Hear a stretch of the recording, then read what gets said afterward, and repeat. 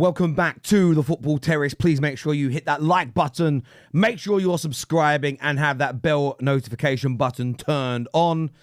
If you need some visual aids, there we go. There we go. And then the bell.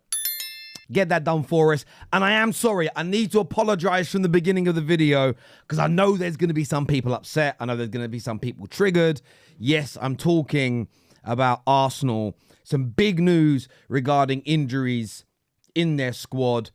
Of course, we're in the week now where we're building up to the Premier League returning. We are talking Chelsea this afternoon. We are talking about all the top six tonight on the first and original multi-club podcast, the Top 6 show. But if you are triggered, if you are upset, if you are angry that we're talking about Arsenal, I'm going to take this time to say sorry to absolutely none of you. Never going to apologize for talking about the topics that I want to talk about. But let's delve into it. Two big pieces of news. We have seen Lee Carsley state that Bukayo Saka would have been close to playing against Finland, but it would have been unfair to take the risk with him. He's a positive person, and I expect him to be fine. The reports have stated there's been no official update from Arsenal yet, but he was sent back to Arsenal's training ground to be scanned, to be assessed after picking up a knock on international break. There are the fears from some Gooners, their game where they return against Bournemouth, that he may miss this match. And of course, every point matters, every game matters, and they will want him undoubtedly to be available. But the prognosis looks good at this particular moment. However, you always have to wait for the scan results. I remember hurting my knee. I was at a tournament once and I slipped. I was in a quarterfinal fight. I slipped and my knee kind of went, got assessed by the physio. They said, it looks fine based on the tests they do there and then. Carried on fighting. I got to the semis, went out in the semis, ended up coming third in that tournament. But it just kept on hurting and ended up going for an MRI scan, courtesy of Team GB. Thank you. And yes, there was some tears there, which again, the physio said, I don't think you've done anything, you jarred it. So it happened. You've got to get scans. I have personal experience on that. However, for Arsenal fans, another player update. And overnight, the Brazilian Football Federation have confirmed that Gabriel Martinelli is said to be struggling with a calf issue and has had an MRI scan whilst being on international duty. The update here in the picture, you can see it says player Gabriel Martinelli complained of pain in his right calf and underwent an MRI scan on Sunday night, which showed a small area of muscle. Is that pronounced again? This is hurting my dyslexia. Anemia in the area. Well, I'm going to Google that word. I don't know what it means. I don't know what that word means. I want to know now. What does it mean? Is a medical term for swelling. Means swelling. There we go. We Googled it. We got educated today. The athlete continues to undergo physiotherapy treatment under the care of the Brazilian national team. So a little bit of a scare there for Arsenal as well.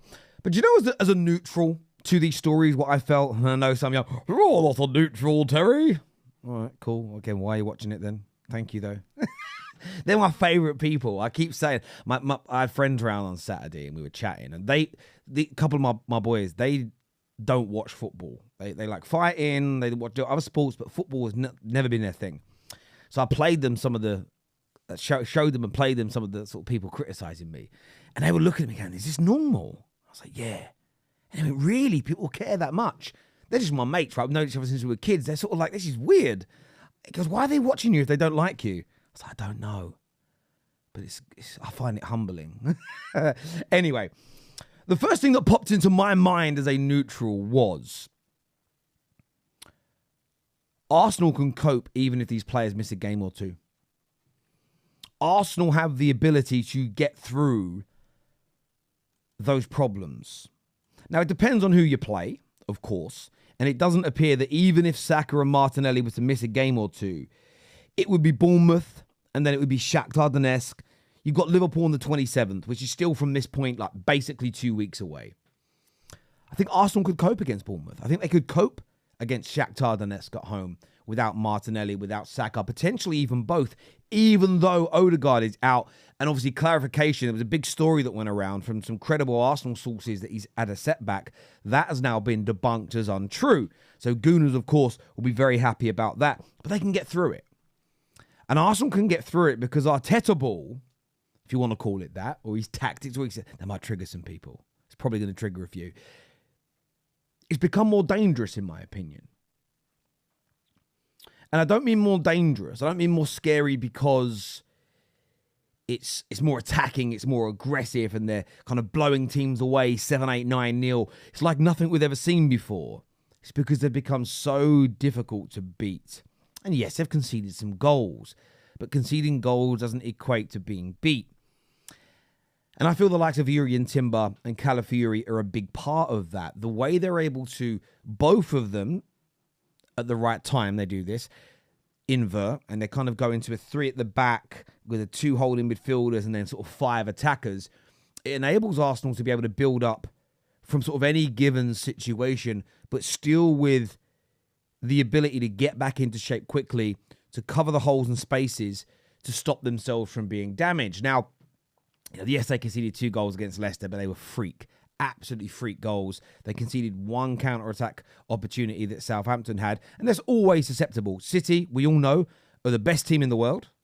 They are a team that I consider to be an English and European great based on what they've won in the last 4, 5, 6 years collectively. We see them get caught on counter-attacks regularly over the past 7 or 8 years. Doesn't stop them from being one of the greatest teams of all time. So I sometimes feel that we have to stop nitpicking one bad area, and that's proof they're not very good. It doesn't mean that at all.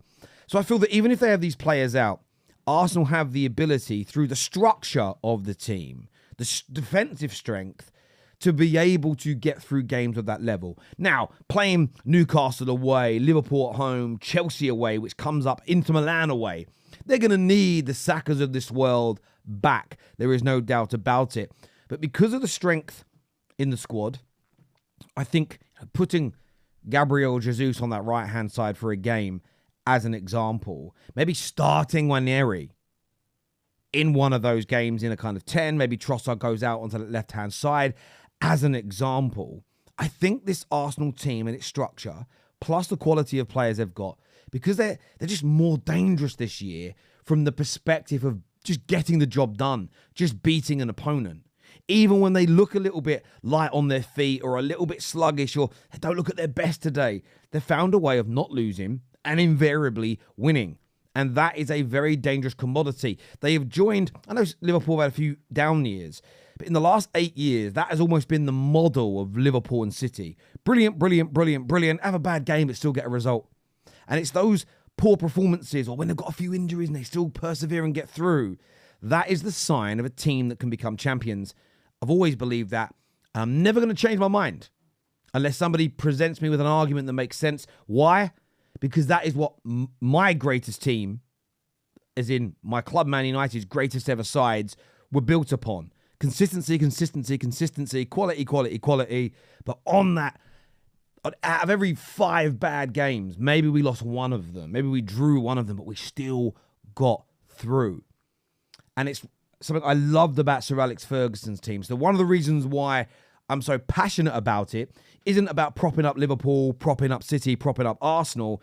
It's about me personally, for what it's worth, defending the legacy and the brilliant elements of my greatest teams. I'm not about to undo my club's legacy to throw a spanner in the works for a rival. My club's legacy means more to me than some pretty average banter online. So look, even if Arsenal do have these players out, I think they have the ability to persevere through this. The way that Yuri and Timber and Calafiori, the fact that Ben White might struggle to get back into this team now as an example, the way they're both performing, both defensively and supporting Arsenal's attack with the way they invert and their quality on the ball, not to mention the great goal from Calafiori recently. Even if these players miss the next couple of games, Arsenal still too scary, still too dangerous, in my opinion, to be stopped by Bournemouth, to be stopped by Shakhtar Donetsk. And by hook or by crook, I think they get over the line in those 2 games. But as ever, look, I want your views. I want your opinions. Arsenal fans tuning in.